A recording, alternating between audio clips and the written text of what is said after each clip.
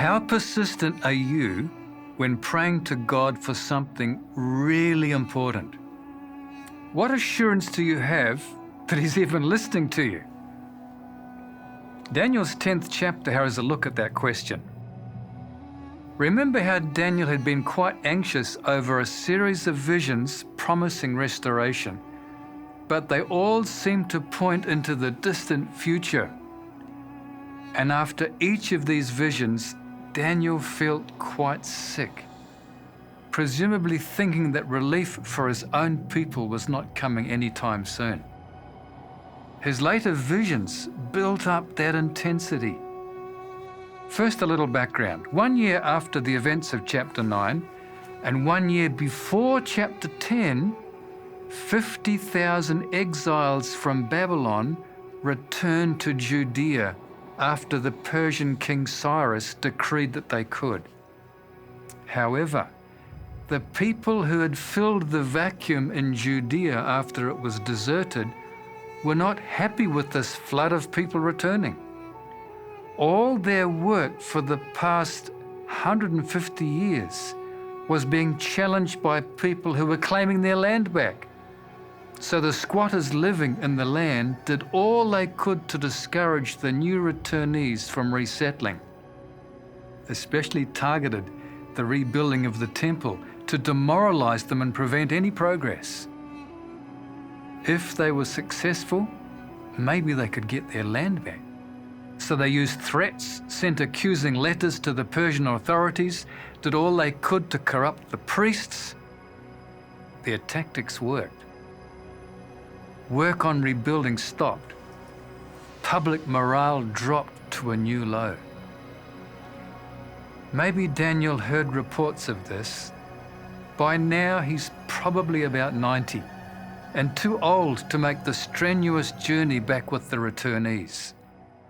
But he's obviously discouraged that God's promise of restoration was not happening. And he despaired that the prophecies of restoration would ever be fulfilled. He fasted and he prayed for 3 weeks. Daniel was a mover and shaker. He could have pulled all kinds of strings across the empire to make things happen for his people, but he was too wise to manipulate human politics to achieve God's ends. So he went straight to the top, to God himself.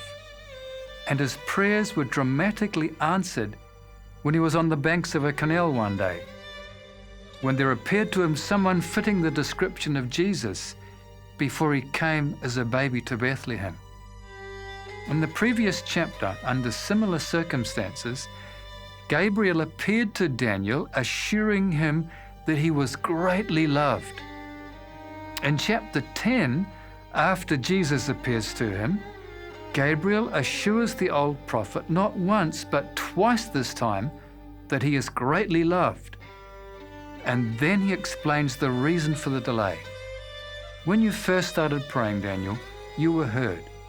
But the prince of Persia delayed me. Now I have come because of your words. That's a fascinating glimpse behind the scenes. We're not told the issue that Gabriel and the Persian king were contending about, but we are told that God contends with international leaders behind the scenes, not to bully them into submission, but to persuade and reason with them to follow a different course of action. But back to Daniel. What this tells me about our prayers, even if we think our prayers are not being answered, well, maybe they are, in a way that we were not expecting. But God always hears our first words in prayer. Note also the words of Gabriel. When you set your heart to understand, and when you humble yourself before God. In other words, God is not some great Father Christmas that we can manipulate because we're such good girls and boys. He is sovereign Lord, and we must always recognize that He is God and we are mere mortals. And He is interested in hearing and answering the words of His creatures. Daniel's prayer in chapter 10 is answered immediately. So there was no need for him to fast for 3 weeks. Prayer does not need magic words prayed by holy people. The stuttering words of a child mean more to God than the words of the professionals. Pious words by themselves are nothing, but God sometimes chooses to use them to alter the course of history. And that includes what you pray for as well.